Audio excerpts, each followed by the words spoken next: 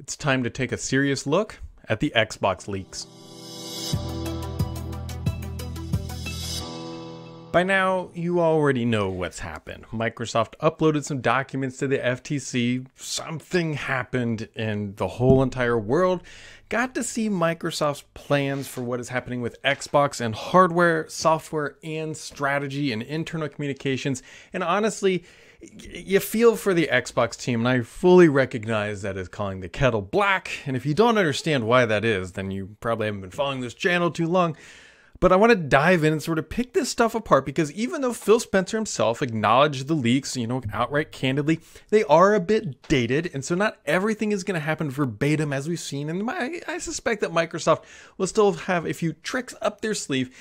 But the reality is we know a lot of the things that are likely coming and roughly when they're going to arrive. Obviously, timelines slip, things happen, but I want to dive in because there's a lot more to digest and sort of understand about the nuances of Xbox strategy as we begin to look at what actually got posted, unfortunately, or fortunately, depending on where you live or what you believe in or what you like with the FTC documents. So let's take a look at Brooklyn here first. Now, this is obviously a redesign. It is quite literally, what if you took the Xbox Series X and made it round? That is kind of what we are seeing here, right? It's not a... Phil Spencer came out and said, we don't believe in like a mid-cycle update, meaning more like a pro version. This is truly just a refresh of the configuration, but we're not expecting any performance gains at all. But you will find Wi-Fi 6E, 2 terabytes of internal storage. Microsoft is targeting that $499 price point. But what is really interesting about this stuff is actually what's happening on the inside. So Microsoft says Brooklyn, which is the code name for this device, will deliver 4K Gen 9 console gaming with more internal storage, faster Wi-Fi, reduced power, keep an eye on that part, a more immersive controller, which we'll talk about, and a beautiful redesign that elevates all digital experiences of the Xbox ecosystem. Now, that is pretty thick in the marketing. I mean, guys, it's a round cylinder. Like that, this isn't a Mona Lisa or something like that.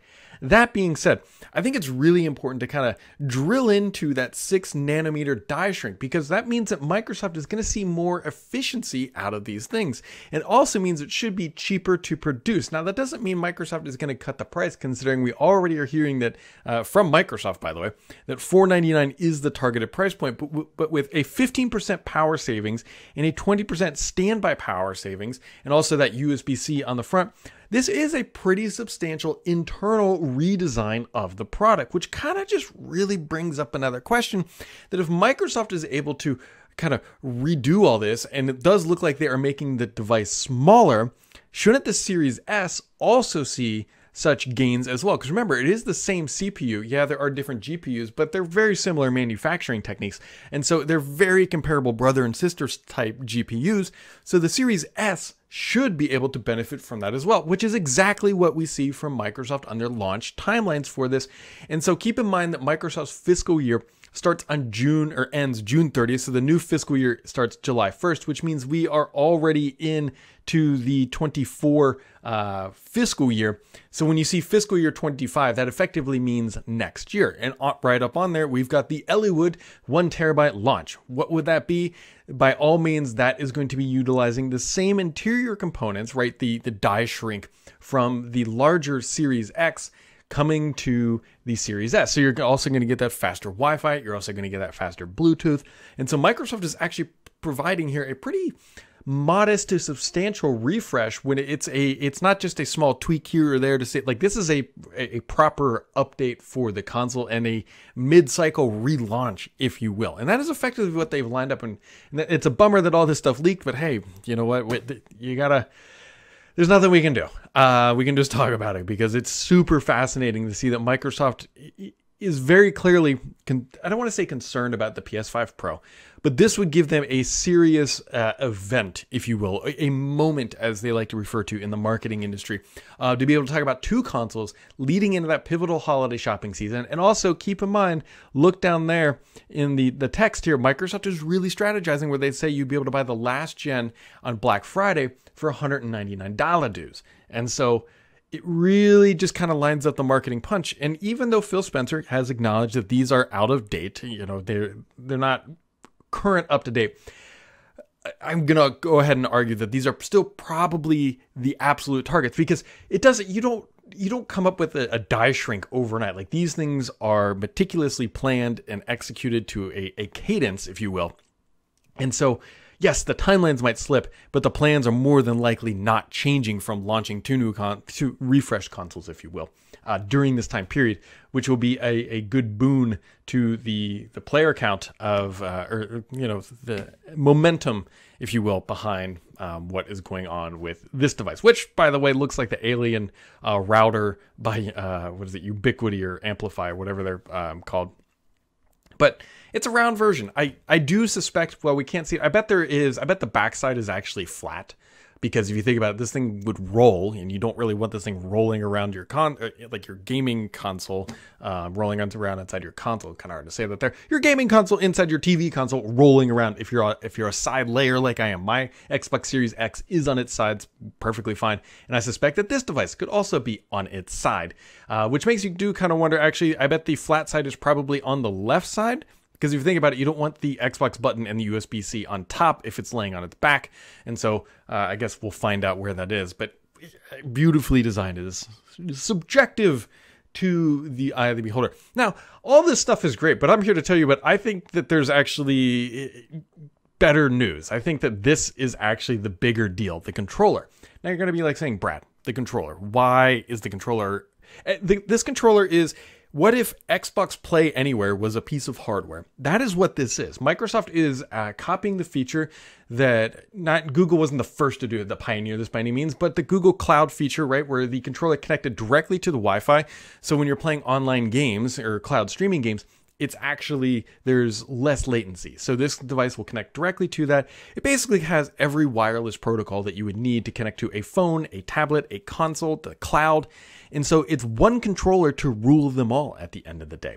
And there's a lot of cool stuff in here. There's swappable batteries, right? There's a new accelerometer so that when you pick this thing up, it will turn on, which actually that's a nice little delighter, right? You're not necessarily expecting that. No longer do you have to press your thumb on that Xbox button to turn it on. It will just turn on when you pick it up because of the accelerometer. Microsoft could use that accelerometer in other ways, but that's just one way that is being called out. There's also improved and enhanced haptic feedback. I'm not quite sure. I have mixed opinions on whether or not that's a big deal or not, right? Sony obviously did it in their controller, but unless it's honestly like really picked up hardcore by the developers, it's not always a killer feature. But hey, it's there. There's speakers too, which is an interesting thing that we haven't seen previously. So potentially, you think about it, if this is paired to a phone, you could maybe potentially play the noise right on the controller, so you don't need external speakers. Not sold on the concept, right? And also, if you're playing that in public, please use headphones. Don't be that person that does all that.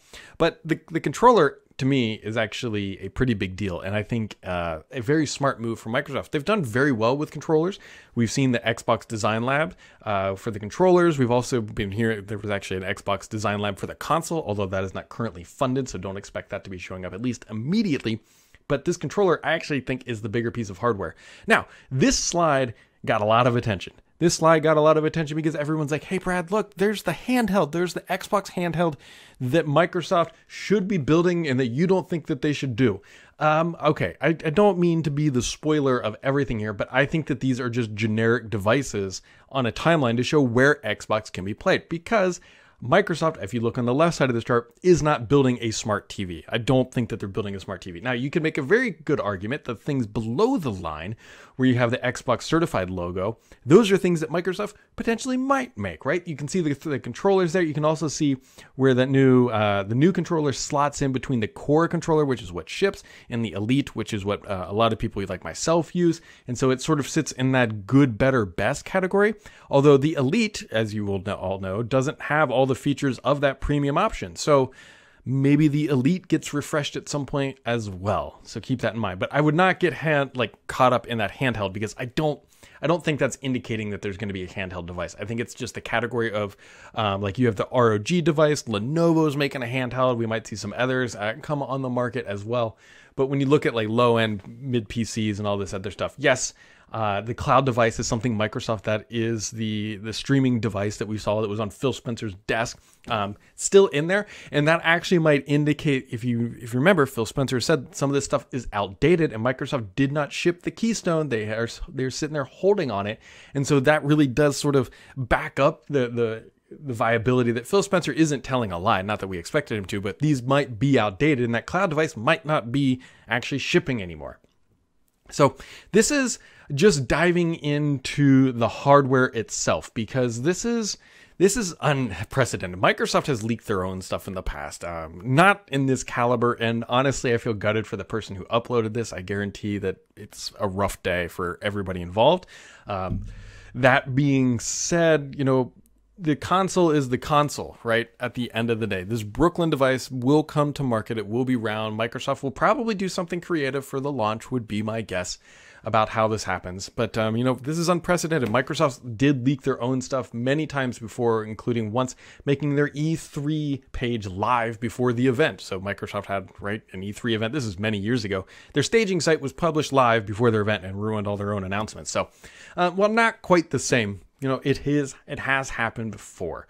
So there's a lot of documents. There's a lot of documents. People are writing it up and looking at through various aspects. I'm taking it one step at a time. I'm going to take a look at the hardware, the software, and then the strategy, because all these things come together to form the narrative that Microsoft is doing. Like, to me, a lot of people get caught up in the game announcements. To me, I'm very much interested in the business of this. Like, how is Microsoft planning to market this? What is their strategy for moments, right? How are they going to introduce these things over a cadence of time periods so that they get the continuous marketing efforts for Xbox that they love and that every industry professional would love?